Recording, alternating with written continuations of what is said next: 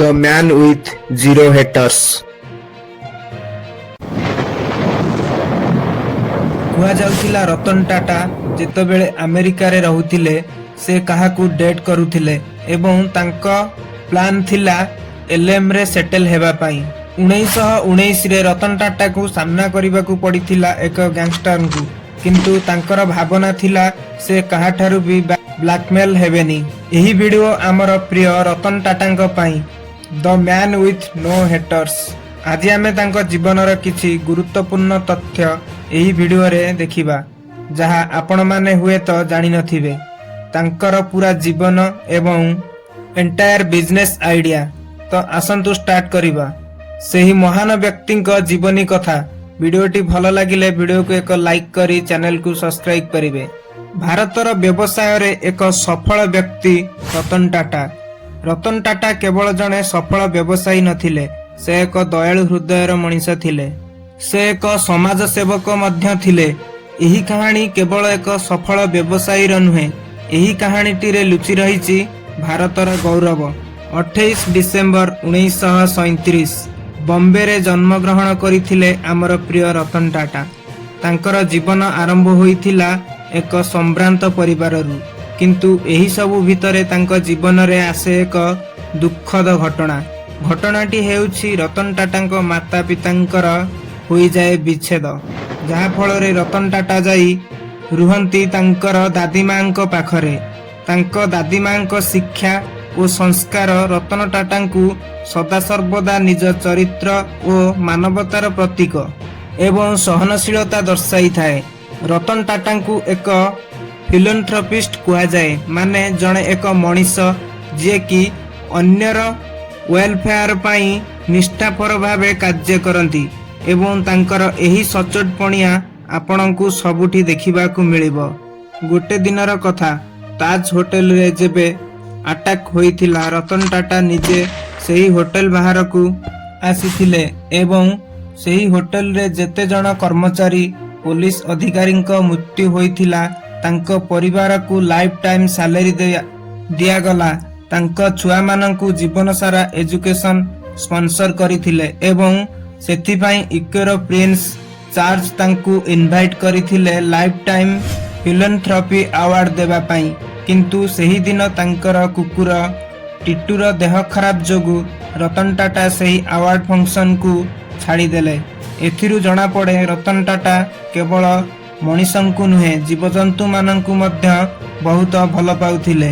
ଏତେ ଧନ ସମ୍ପତ୍ତି ଥାଇ ମଧ୍ୟ ରତନ ଟାଟା ଚାଲିକରି ଯାଉଥିଲେ ଏବଂ ଦୂର ବାଟକୁ ଯିବା ପାଇଁ ହେଲେ ତାଙ୍କ ଟାଟା ନେନୋ ଗାଡ଼ିରେ ଡ୍ରାଇଭର ସହିତ ଆଗ ସିଟ୍ରେ ବସି ଯାଉଥିଲେ। ଏତେ ଧନ ସମ୍ପତ୍ତି ଥାଇ ମଧ୍ୟ ରତନ ଟାଟା ଏକ ସାଧାରଣ ଜୀବନଯାପନ କରୁଥିଲେ। କିଛି ଆର୍ଟିକଲରେ ରତନ ଟାଟାଙ୍କ ଲଭ୍ ଷ୍ଟୋରି ବିଷୟରେ ମଧ୍ୟ ଲେଖାଯାଇଥିଲା।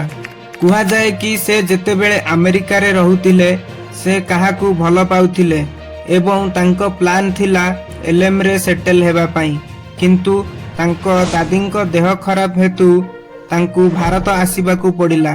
କିନ୍ତୁ ତାଙ୍କର ଗାର୍ଲଫ୍ରେଣ୍ଡ ଭାରତ ଆସିପାରିନଥିଲେ କାରଣ ତାଙ୍କ ପ୍ୟାରେଣ୍ଟସ୍ ଆଲାଉ କଲେନି, କାରଣ ସେହି ସମୟରେ ଭାରତ ଓ ଚାଇନା ମଧ୍ୟରେ 1962 ୱାର ଚାଲିଥିଲା ଏବଂ ପରେ ତାଙ୍କର ଗାର୍ଲଫ୍ରେଣ୍ଡ ଅନ୍ୟ ଜଣଙ୍କୁ ବିବାହ କରିଦେଲେ ଏବଂ ସେବେଠାରୁ ରତନ ଟାଟା ଆଉ ବିବାହ କରିନଥିଲେ। ଏଥିରୁ ଜଣାପଡ଼େ ସେ ତାଙ୍କର ଭଲ ପାଇବା ପ୍ରତି କେତେ ହମ୍ବଲ ଥିଲେ। ଯେବେ ବି ଆମ ଭାରତରେ ଏକ ପ୍ରସିଦ୍ଧ ବ୍ୟବସାୟୀଙ୍କ ନାମ ନିଆଯାଏ, ସେଥିରେ ରତନ ଟାଟାଙ୍କ ନାମ ନଥିବ ଏହା ତ ଅସମ୍ଭବ। ଆମ ଜୀବନରେ ବ୍ୟବହାର କରୁଥିବା ବସ୍ତୁମାନଙ୍କ ମଧ୍ୟରୁ ଟାଟା କମ୍ପାନୀର ବ୍ୟବହାର ନ ହୋଇଛି ଏହା ଅସମ୍ଭବ। କପଡ଼ାରେ ତାଙ୍କ ବ୍ରାଣ୍ଡ ଅଛି, କାରରେ ସେ ତ ଏମିତି ହିଁ ପପୁଲାର। ଖାଇବା ଜିନିଷରେ ଟାଟା ଲୁଣ, 100ରୁ ଅଧିକ କମ୍ପାନୀ ରହିଛି ଟାଟାର, କିନ୍ତୁ ଏହି ଏମ୍ପାୟାର ରାତାରାତି ହୋଇନାହିଁ। ଏହାକୁ ବନେଇବାକୁ ରତନ ଟାଟାଙ୍କୁ ବହୁତ ସମୟ ଲାଗିଥିଲା। ତେବେ ଆସନ୍ତୁ ଜାଣିବା ରତନ ଟାଟାଙ୍କ ବ୍ୟବସାୟ ଏବଂ ତାଙ୍କ ଜୀବନୀ ବିଷୟରେ, ଯାହା ଆମ ଜୀବନର ବହୁତ ପ୍ରଭାବ ପକାଇବ। ରତନ ଟାଟା ଆମେରିକାର କର୍ଣ୍ଣେଲ ୟୁନିଭର୍ସିଟିରୁ ଆର୍କିଟେକ୍ଚର ଏବଂ ଷ୍ଟ୍ରକ୍ଚରାଲ ଇଞ୍ଜିନିୟରିଂରେ ପାଠ ପଢ଼ିଥିଲେ। 1955 ଟୁ 1962 पर्यंत से अमेरिका रे थिले एवं एहा परे से भारत को आसी आईबीएम रे जॉब कले एवं गोटे दिन जेआरडी टाटांक पाखकू गोटे फोन आसे कि इंडिया रे रहिकी तमे आईबीएम रे चाकरी करि पारिबनी, तेणु तुमे तुमर रिज्यूम पठाओ। बट रिज्यूम तो रतन टाटांक पाखरे नथिला। पुणी से आईबीएम रे बसी एक टाइपराइटर माध्यम रे तांक रिज्यूम बनाई जेआरडी टाटांकू देले एवं तांकर टाटा ग्रुप रे चाकरी होई गला आज ए ट्रेनी। रतन टाटा टाटा मोटर्स रो जमशेदपुर प्लांट रे आज ए वर्कर काम कले। सेठी से 6 मास पर्यंत काम कले एवं तापरे टाटा स्टील रे काम कले, जेउठी से नॉर्मल वर्कर्स परिका काम करुथिले।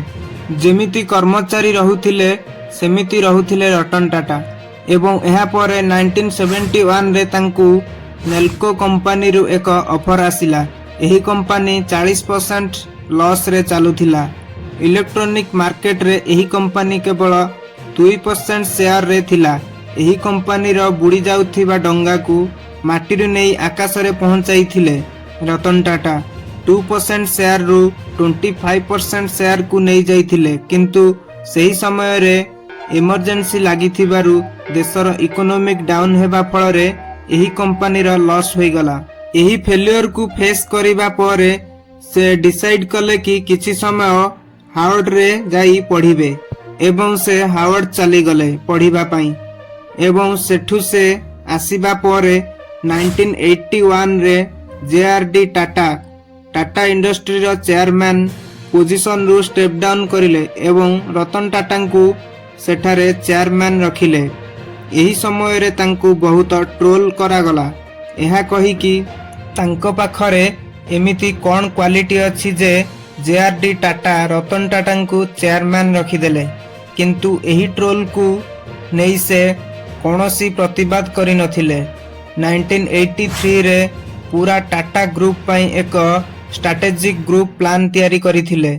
एथिरे केतेक पॉइंट थिला, जेपरि कि हाईटेक बिजनेस रे वेंचर करिबा, सिलेक्टेड प्रोडक्ट्स ऊपर फोकस करिबा एवं ग्रुप रो कलेक्टिव एनर्जी समिट करिबा।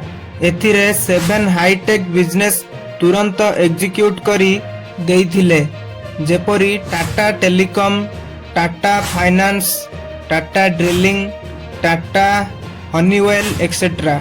किंतु सही समय रे भी रतन टाटा को बहुत स्ट्रगल करुथिले। रतन टाटा निज व्यवसाय को समाज सेवा सहित जोड़ी रखुथिले। टाटा ट्रस्ट द्वारा देशर एवं ग्रामर विकास, शिक्षा और स्वास्थ्य कला क्षेत्र रे बहुत डोनेशन देइछंती। एहा परे 2000 मसीहा रे भारत सरकार रतन टाटा को पद्म भूषण एवं 2008 रे पद्म विभूषण देई सम्मानित करिथिले। तांको लीडरशिप, सत्य और दया तांको पृथ्वीर सबुठु सम्मानित व्यवसायी करि देइथिला। रतन टाटांको एही कहानी आमको जणाउछि व्यवसाय केवल लाभ पाई नुहे, समाज रे भल किछि परिवर्तन आनिबार एक माध्यम। से कहिथिले, money is not everything, what matters is not make a difference in the lives of people. भारतर गर्व प्रेरणादायी शिल्पपति रतन टाटांकर मृत्यु हुए 9 अक्टोबर 2024 तारिख रे राति 11:30 बेले मुंबई रो ब्रिज कैंडी हॉस्पिटल रे। से मृत्यु समय रे 86 वर्ष बयसर होइथिले।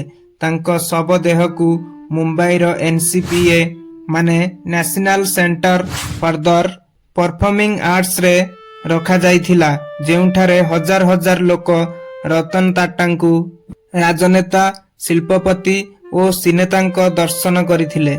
राष्ट्रीय सम्मान सह गार्ड ऑफ ऑनर एवं 21टी गोलीर सलाम सहित तांकू शेष श्रद्धांजलि दियागला।